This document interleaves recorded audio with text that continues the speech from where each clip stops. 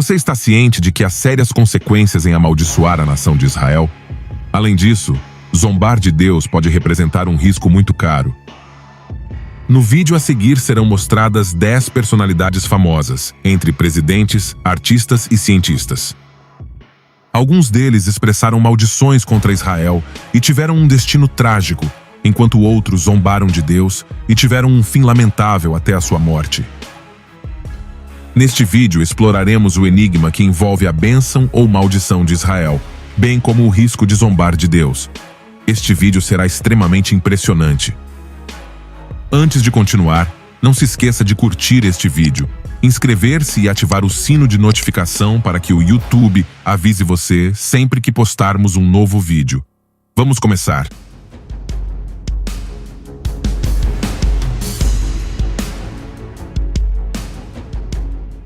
Israel é uma nação notável cuja história está registrada nas páginas da Bíblia. A sua origem remonta aos tempos antigos, começando com o patriarca Abraão, a quem Deus chamou para deixar a sua terra e os seus parentes. Deus fez promessas a ele que teriam um impacto significativo em toda a humanidade. É inegável que o povo de Israel é o escolhido de Deus.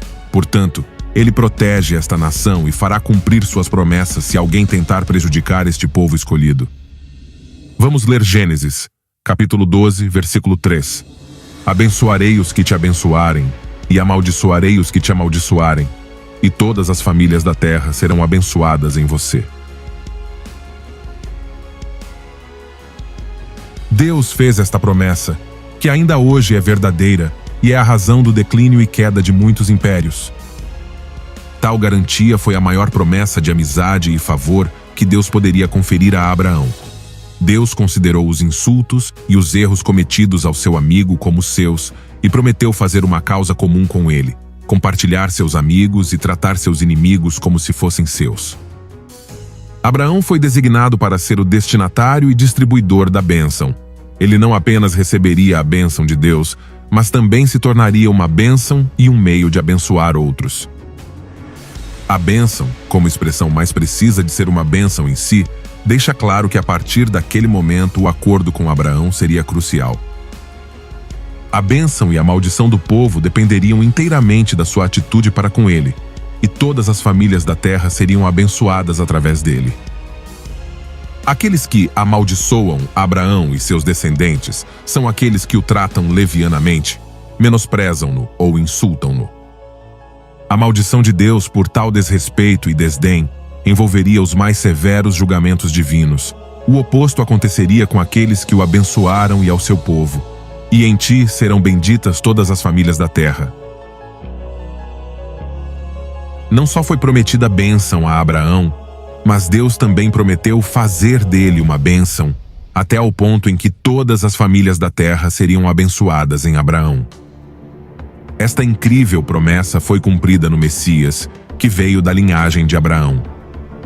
A bênção de Deus para Abraão não foi para o seu próprio bem, nem mesmo para o bem exclusivo da nação judaica que surgiria. Foi para o mundo inteiro, para todas as famílias da terra através de Jesus Cristo. Ao experimentar a plenitude na pessoa de Cristo, cada família seria abençoada através da sua fé nele. Agora, vejamos abaixo que esta promessa é verdadeira.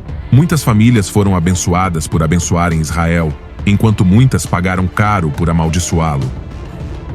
Muito bem, meu caro ouvinte. Vejamos juntos aquelas pessoas que lançaram maldições sobre Israel e sofreram um fim trágico. Número 1. Hugo Chávez. No dia de junho de 2010, o presidente Hugo Rafael Chávez Frias, conhecido pela sua tendência golpista e pela falta de respeito pela lei, decidiu demonstrar ao mundo a sua liderança global, expressando a sua opinião sobre Israel. Num dos seus habituais discursos, Chávez condenou o Estado de Israel, expressando veementemente o seu ódio por ele. Chávez disse literalmente o seguinte: aproveito para condenar novamente, do fundo da minha alma e das minhas vísceras, o Estado de Israel. O líder revolucionário, bolivariano e humanista, muitas vezes com crenças místicas, como os espíritos da savana e seguidor de Buda e de outras religiões, crenças ou seitas, esqueceu e, logicamente, nenhum de seus conselheiros o informou que Israel é considerado o povo de Deus. Você pode imaginar com quem ele mexeu? Nada mais e nada menos do que as pessoas do Criador do Universo. Chaves não hesitou em amaldiçoar Israel em rede nacional, algo que foi aplaudido pelos círculos intelectuais em toda a América Latina. Não foi apenas o acto de amaldiçoar Israel que levou a Venezuela a uma miséria profunda. É curioso como o cancro de Hugo Chávez teve origem na parte do seu corpo de onde surgiu a maldição que lançou contra Israel. Naquela época, Chávez era o chefe da Venezuela e, ao amaldiçoar Israel, ele não só trouxe maldições sobre si mesmo, mas também sobre a nação. Ninguém poderia ajudar Chávez, nem mesmo os mais prestigiosos e proeminentes médicos cubanos, pois ninguém pode zombar de Deus e do seu povo, porque o julgamento cairá sobre ele. Finalmente, em 5 de março de 2013, Hugo Chávez, então presidente da Venezuela, morreu aos 58 anos, após uma batalha de 2 anos contra o cancro e mais de 13 anos à frente do país.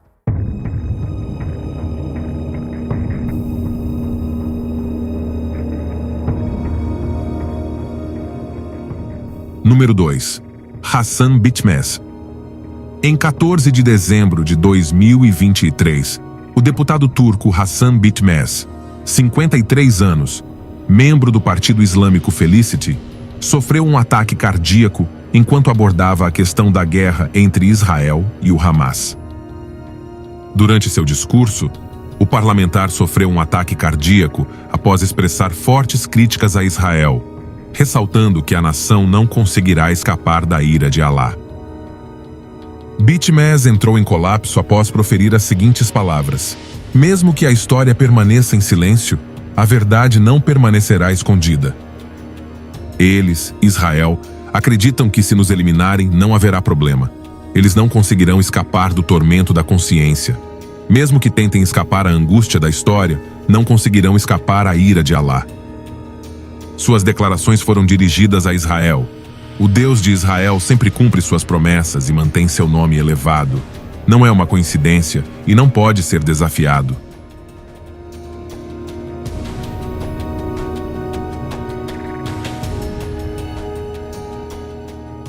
Número 3.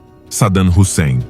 O ditador Saddam Hussein não só amaldiçoou Israel, mas ousou bombardear Israel. Saddam Hussein é o ditador islâmico conhecido por usar versos do Alcorão para exterminar a população civil do seu país. Saddam Hussein foi capturado em 13 de dezembro de 2003 pelas tropas americanas em Ad-Daur, na sua cidade natal, Tikrit, ao norte de Bagdá. Em 5 de novembro de 2006, ele foi condenado à morte por enforcamento por seu envolvimento na morte de 148 iraquianos xiitas da vila de Dujail em 1982. Finalmente, no dia 30 de dezembro de 2006, foi executado, e até hoje esse homem é lembrado como um dos mais cruéis da história.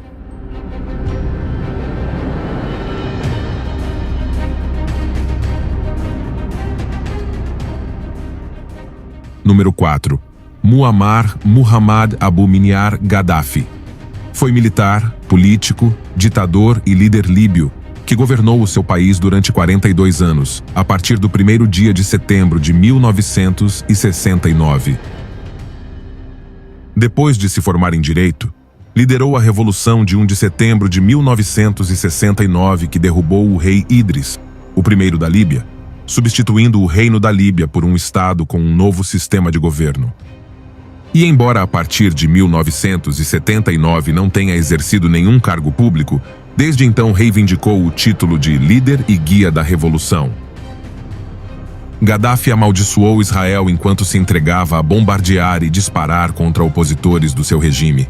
O número exato de líbios torturados por simplesmente criticarem a sua ditadura é desconhecido. Gaddafi foi um grande patrocinador do terrorismo internacional. A morte de Gaddafi foi horrível, da mesma forma que ele tratou os seus inimigos. Apesar de pedir e implorar por misericórdia, ele foi executado da pior forma.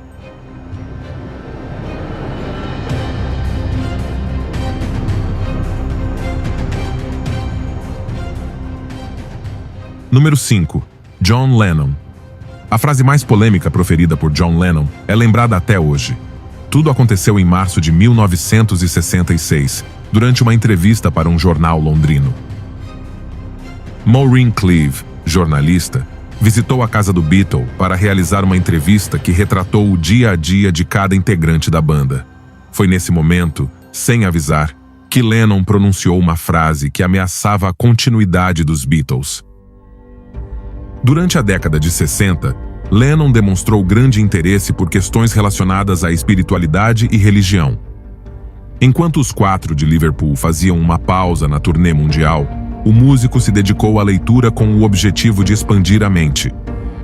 Foi deste processo de aprendizagem que surgiram algumas das declarações que fez a Cleave.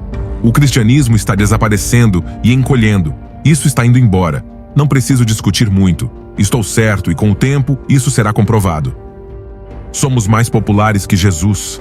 Não sei o que vai desaparecer primeiro, o rock ou o cristianismo. Jesus estava bem, mas seus discípulos eram rudes e comuns. Eles são o que arruína tudo para mim.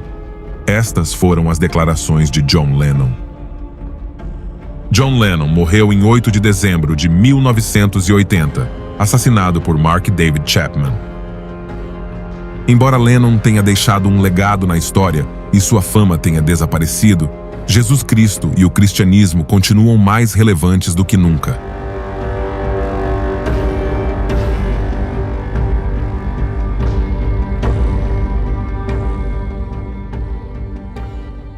Número 6.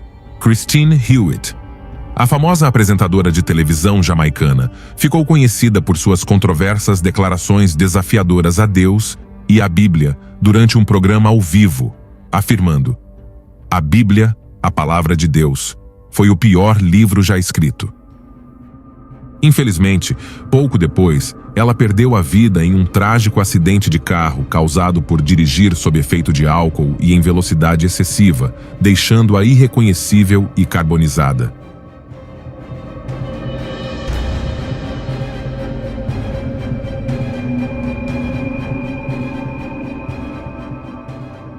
Número 7. Cazuza, o compositor, cantor e poeta brasileiro bissexual, filho único do produtor fonográfico João Araújo e da cantora Maria Lúcia Araújo.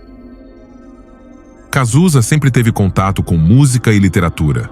Influenciado desde criança pelos fortes valores da música brasileira, preferiu temas dramáticos e melancólicos. Durante uma apresentação no Rio de Janeiro, enquanto fumava seu cigarro, ele exalou um pouco de fumaça no ar e disse: "Deus, isso é para você."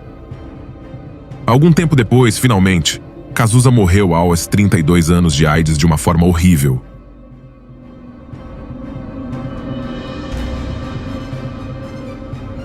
Número 8. Marilyn Monroe. Foi uma atriz, modelo e cantora americana. Conhecida por interpretar papéis cômicos de loira bombástica, ela se tornou um dos símbolos sexuais mais populares da década de 1950, no início dos anos 60, bem como um emblema da revolução sexual da época. Ela foi visitada por Billy Graham durante uma apresentação. Ele disse que o Espírito de Deus o havia enviado para pregar para ela. Depois de ouvir o que o pregador tinha a dizer, ela disse: "Não preciso do seu Jesus." Um dia, às 3h30 da manhã do dia 5 de agosto de 1962, o psiquiatra de Marilyn Monroe, Dr. Ralph Grinson, invadiu seu quarto quebrando uma janela e encontrou a atriz morta em sua cama com um frasco vazio de comprimidos para dormir em sua mesa de cabeceira.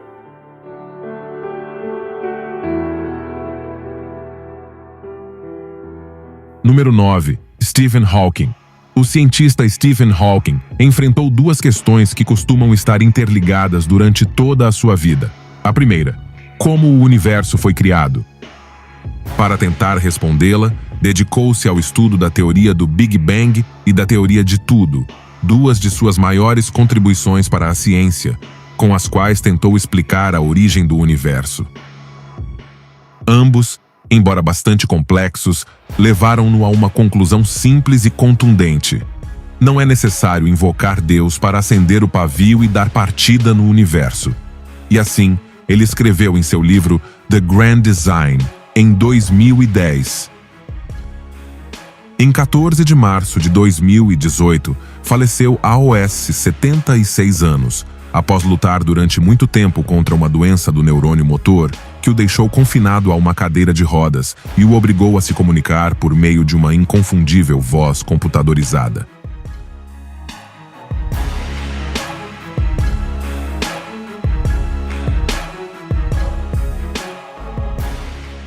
Número 10. Joseph Bruce Ismay. Foi um empresário britânico que atuou como presidente e diretor da linha de navios a vapor White Star Line.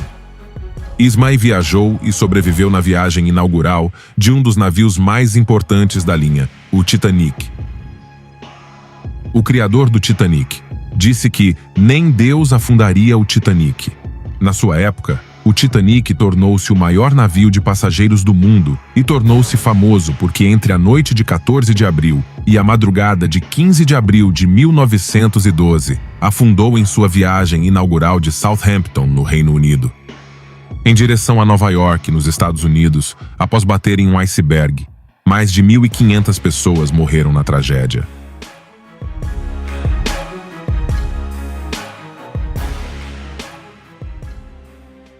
Queridos ouvintes, apresentamos a vocês um exemplo de homens que zombaram de Deus e não ficaram impunes diante de sua retribuição.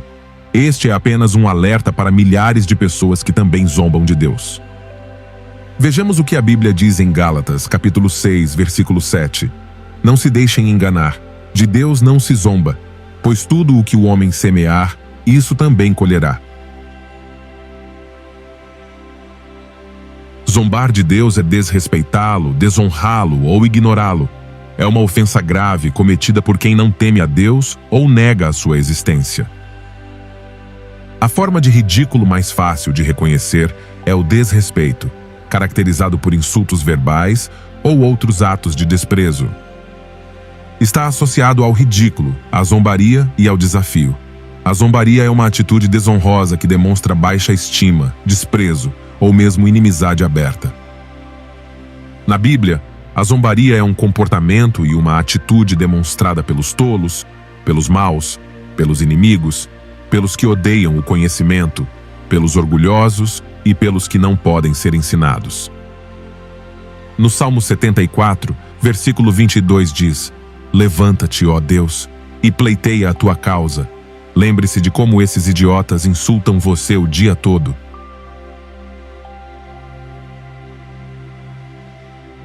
Um escarnecedor vai além da simples falta de julgamento para fazer uma escolha consciente pelo mal. Os escarnecedores não têm espírito de obediência, ensino, discernimento, sabedoria, adoração ou fé.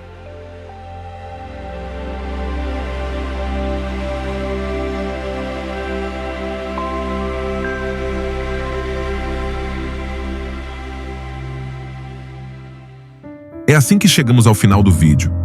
Nunca se esqueça de ter medo, respeito e amor para com Deus. Obrigado por fazer parte do nosso canal. Deus te abençoe grandemente. E nos vemos no próximo vídeo.